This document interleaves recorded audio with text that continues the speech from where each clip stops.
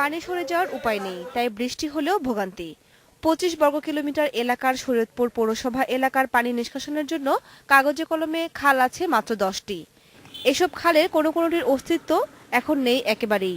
প্রকাশ্যে মাটি ভরাট করে গড়ে তোলা হয়েছে বহুতল ভবন, কিন্তু কিছুই করেনি প্রশাসন। আর এর ফল ভোগ করছে চর পালং কোটপাড়া সহ অন্তত 10 গ্রামের মানুষ। পানি আটকা খাওয়ার উদ্দেশ্য হলো খাল বন্ধ করা। জেলা পরিষদের যে খাল ছিল এই খাল বন্ধ করে দিছে। শরীয়তপুরে যে খালটা আছে সেই খাল সেই পাটনি বেড়ে হেন্দিকে নামছে, ওইটা আবার ওখান তো এমনি নামছে।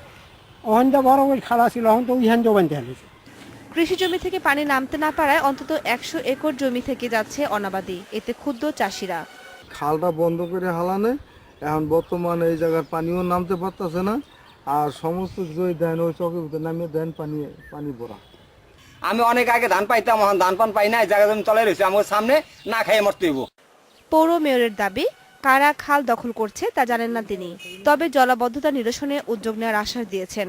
যত দূর সম্ভব এই খালগুলিকে সচল রাখা, পৌরসভার মধ্যে যে খালগুলো আছে এইগুলো পৌরবাসীর বসবাসের লক্ষ্যেই সুস্থভাবে বসবাস করার জন্য এই খালগুলো জীবিত রাখাটা এই পৌরবাসীর অবশ্যই করতে হবে।